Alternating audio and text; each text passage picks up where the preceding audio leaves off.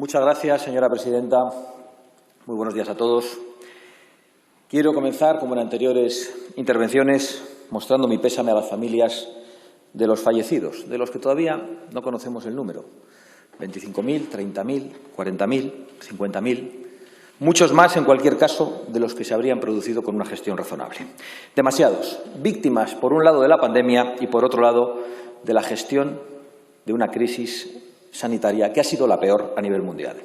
Nosotros no olvidaremos nunca a las decenas de miles de españoles que han muerto en la oscuridad porque el Gobierno y sus medios subvencionados se han preocupado mucho más en ocultarles que lo que se preocuparon en protegerles y en alertarles. El Gobierno ocultando información a los españoles y los medios riéndose de lo que parecía una vulgar gripe.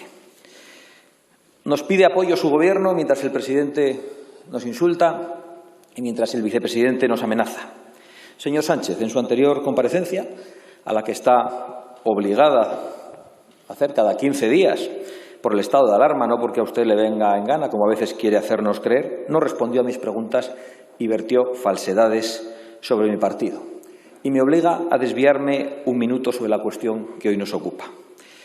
Mire, nos podrá etiquetar e insultar como usted quiera, señor Sánchez, pero a nosotros nos importan los españoles, independientemente de su color, de su edad, de su sexo y de su orientación sexual. Pero como usted sacó ese tema que nada tenía que ver con lo que nos ocupaba y nos ocupa, yo le ruego que abandonen ese odio histórico de la izquierda hacia los homosexuales. Aléjese, por favor, aléjense de ídolos como el Che Guevara, que los encarcelaba, y animen a sus socios de gobierno, que ahora no parecen querer escuchar, a alejarse de ideologías que les catalogaban a las personas según su condición sexual. La gente debe poder amar a quien quiera, señor Sánchez, y debe ser muy duro para los homosexuales que ustedes sigan rindiendo homenaje a sus perseguidores y a sus asesinos. En Vox, señorías, no despreciamos a nadie por su tendencia sexual. En Vox, desde luego, no tendrán que soportar que una exministra que se sentaba a su lado y ahora fiscal les insultase gravemente como hacía con otros compañeros de la bancada azul. No será fácil que convenza a su socio Iglesias de un gesto de humanidad, porque el señor Iglesias es un negacionista de todos los crímenes del comunismo. Es más, subió a esta tribuna hace unos días a hacer apología de esa ideología criminal. Creo incluso que deberíamos reflexionar sobre si esa posición negacionista planteada por el vicepresidente en la tribuna de los distintos genocidios del comunismo no constituye un delito, tal y como reconoce el Código Penal en su artículo 510, que prevé penas de prisión para quienes públicamente nieguen, trivialicen o enaltezcan los delitos de genocidio. Vino a esta tribuna el señor Iglesias, por cierto, a amenazar al tercer partido de España apelando a la guerra civil. Que sepa el señor Iglesias que no nos van a amedrentar ni sus formas de matón bolivariano, ni sus amenazas de chequista, ni siquiera su control del CNI. Es más, nos tranquiliza cada vez que sube a esta tribuna, porque millones de españoles le conocen mejor y ven que en él solo hay odio, violencia y obsesiones patológicas con los años 30 del siglo pasado. Vuelvan al siglo XXI, señorías, y se lo voy a decir con una imagen que quizá les ayude a entenderlo. Bajo su ominoso gobierno, señores Sánchez e Iglesias, han muerto 10 veces más españoles que los que asesinaron sus ídolos en Paracuellos. A lo mejor con estos ejemplos son ustedes capaces de imaginar la magnitud de la tragedia que han causado. El señor Iglesias, con esa soberbia soviética que le caracteriza, nos contó el pasado 19 de marzo que él se erigía en responsable de las residencias de ancianos durante esta crisis. Y por eso le acusamos a él directamente del horror de la gestión, porque él mismo se señaló, porque él mismo se ungió, porque él quiso tener esa responsabilidad. Así que no se esconda el señor Iglesias, que ahora se ha ido hablando de lo público y de lo privado, porque él tenía autoridad sobre todas las residencias y en todas han faltado las medidas de protección para los ancianos y para el personal de trabajo, han faltado las pruebas de detección de la enfermedad y ha faltado el apoyo que necesitaban los ancianos y allí han muerto y ni siquiera aparecen en las estadísticas miles de ancianos abandonados por este Gobierno y personalmente por el señor Iglesias.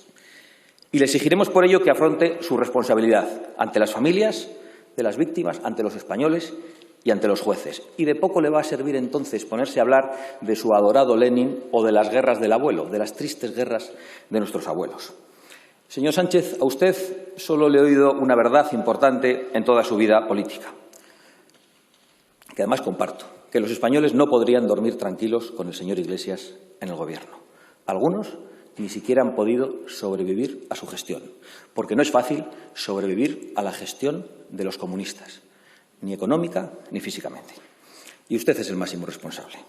Porque mientras permitía que el señor Iglesias atacase a la monarquía parlamentaria, mientras le blindaba en el Centro Nacional de Inteligencia, los ancianos morían abandonados y ocultados en nuestras residencias.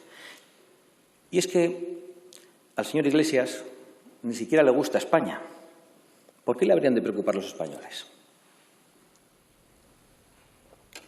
Imagino que cada vez que sube a esta tribuna tiene que hacer un esfuerzo descomunal para pronunciar el nombre de nuestra nación, del que hasta hace poco renegaba, quizá como forma de entablar amistad con terroristas y demás asesinos nacionales o extranjeros, porque le hemos visto en las guaridas de ETA alabando a la banda terrorista ETA. Sí, el señor Iglesias lo dijo. Yo no puedo decir España. Yo no puedo decir España, con una mezcla de asco y de odio, porque le produce asco nuestro himno, al que llama cutre, pachanga, fachosa, nuestra bandera rojigualda y nuestro rey. No me lo estoy inventando. El señor Iglesias hace contorsionismo cuando habla de la patria, de patriotas y de patriotismo, como hizo el otro día en esta tribuna para contestarnos sobre las residencias.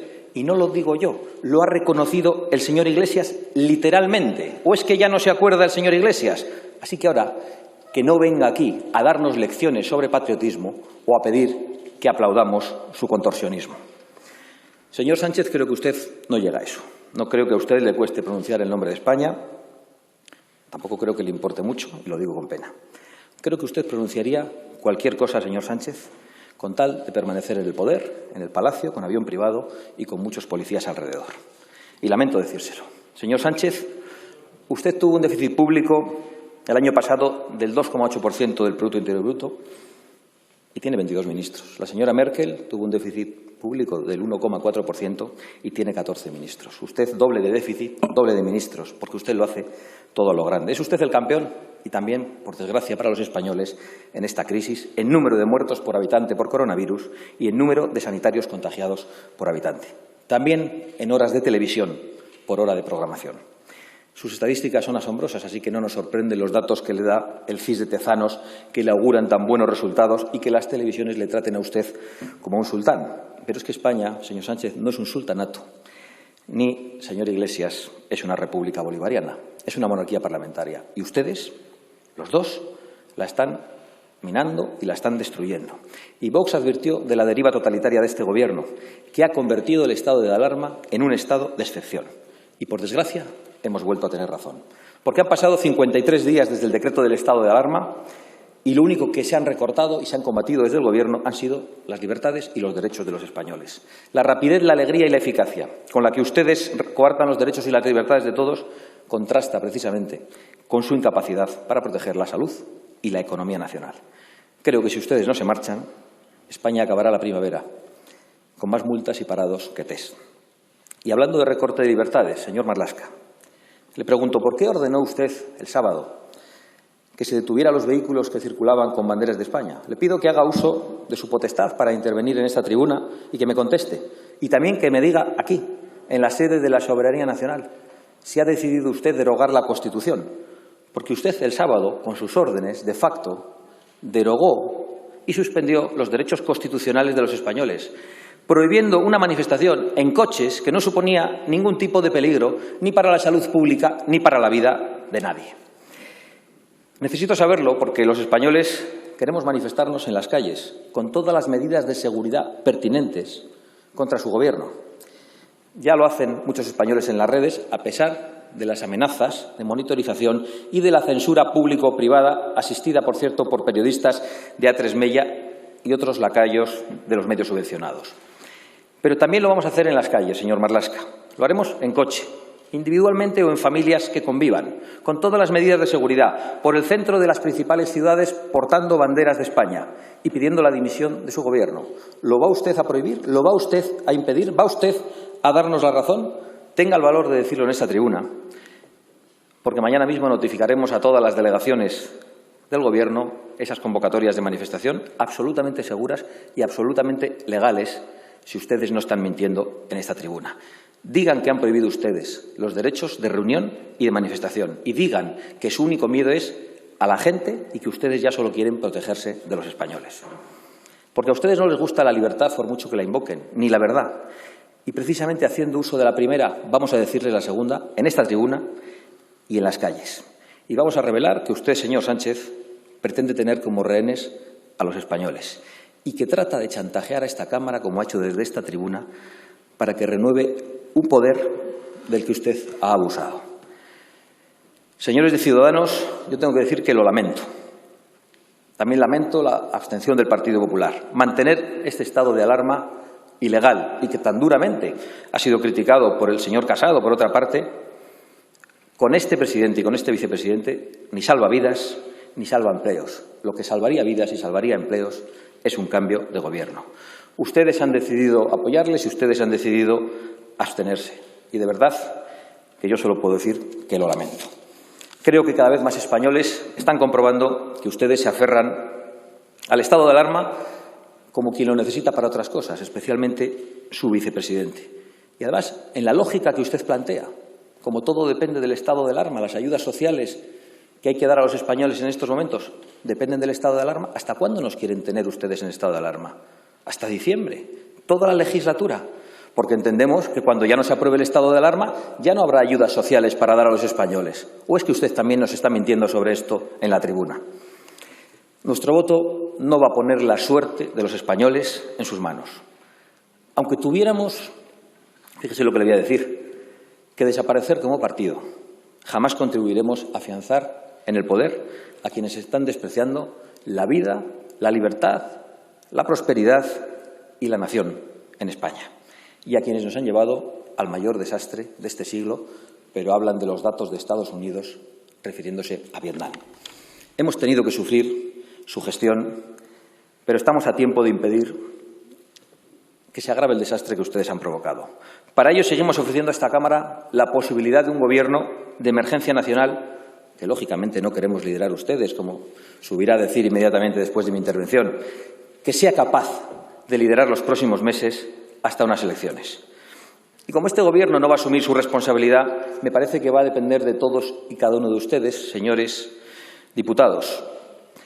No descarto que sea necesaria una moción de censura, aunque solo sea para que los españoles sepan, con nombres y apellidos, quiénes son los diputados que quieren el mantenimiento y la continuidad de este Gobierno ruinoso que está abusando del poder. La responsabilidad es del primer partido de la oposición, pero si la delega, quizá tengan que ejercerla otros grupos. Porque este es un Gobierno ruinoso que a las decenas de miles de víctimas mortales ya empieza a sumar millones de víctimas económicas. Los datos del paro de ayer, de los que ustedes se vanagloriaban, son particularmente terribles. Les repito por enésima vez que deben ustedes, antes de marcharse, pagar las retribuciones y los salarios de los autónomos y los trabajadores de los meses de marzo, abril y mayo, de todos aquellos a los que no han permitido trabajar.